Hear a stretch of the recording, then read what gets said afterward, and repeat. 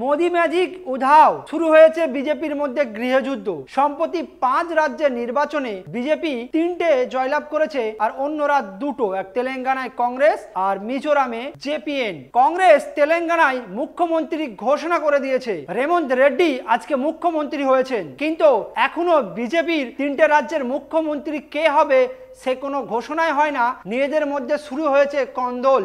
রাজস্থান আর মধ্যপ্রদেশ কি হাতছাড়া হবে বিজেপির? সেখানে কি সরকার গড়বে কংগ্রেস আর বিক্ষুব্ধ বিজেপি? এটাই কিন্তু সামনে আসছে। বিজেপির হলুদ মিডিয়া বা গদি মিডিয়া সেই খবর চেপে রেখেছে যাতে জনগণ মোদির বিরুদ্ধে যায় এবং 24-এ না তার এফেক্ট পড়ে। রাজস্থানে 119 আসন, সেখানে 69 আসন পেয়েছে কংগ্রেস, 115 বিজেপি। কিন্তু বিজেপির পূর্ব মুখ্যমন্ত্রী বসুন্ধরা রাজে তার 35টা এমএলএ রয়েছে নিজস্ব। তিনি চাইছেন মুখ্যমন্ত্রী হতে, কিন্তু প্রধানমন্ত্রী মোদি আর অমিত শাহ চাইছেন তাদের নিজেদের পেটুক মুখ্যমন্ত্রী। সেখানে চাইছেন তারা রাজ্যবর্ধন রাঠোর নতুন রাজনীতিতে এবং আরেকটা চাইছেন যোগী বালাতনাথকে। কিন্তু বসুন্ধরা রাজে এর আগে মুখ্যমন্ত্রী থেকেছেন এবং রাজস্থানে তার বিশাল নিজস্ব একটা ভোটার রয়েছেন এবং নিজস্ব এমএলএও রয়েছেন। সম্ভবত যেটা ভিতরের গুঞ্জন শোনা যাচ্ছে, তিনি 35টা এমএলএ নিয়ে কংগ্রেসে জয়েন করছেন।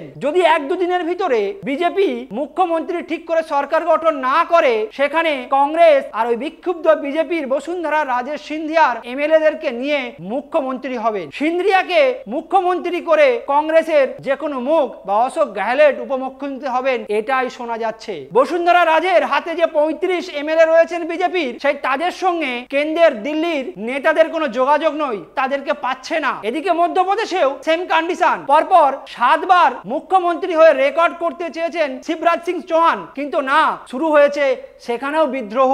গত বছর মানে গত নির্বাচন যেটা 2018 ছিল, কংগ্রেসের ঘর ভাঙিয়ে 20টা এমএলএ নিয়ে জ্যোতিরাদিত্য সিন্ধিয়া বিজেপি গিয়েছিল এবং সেখানে সরকার গঠন করেছিল বিজেপি। সেই জ্যোতিরাদিত্য সিন্ধিয়া মুখ্যমন্ত্রীর দাবিদার করছেন এবং তিনি চাইছেন যদি তাকে মুখ্যমন্ত্রী না করা হয়, তিনি আবার 25টা এমএলএ নিয়ে কংগ্রেসে যোগদান করবেন। এবং ভিতরে আরো কয়েকটা বিজেপির হেভিওয়েট নেতা তারাও বিদ্রোহ শুরু করেছেন, যেখানে কৈলাস বিজয়বর্গী রয়েছেন, তিনিও চাইছেন মুখ্যমন্ত্রীর পদ। যেখানে মোদি ম্যাজিক এবং বিজেপি হাওয়া তোলা হয়, গদি মিডিয়া দিনরাত এক করে দিচ্ছেন এবং সাম্প্রতিক সংসদেও তারা জয়লাভ করার একদিন পরেই, 3টে রাজ্যে জয়লাভ করার একদিন পরে সংসদে আবার 3 বার মোদি সরকার বলে স্লোগান দিয়েছেন, যেটা ভারতের গণতন্ত্রের লজ্জা।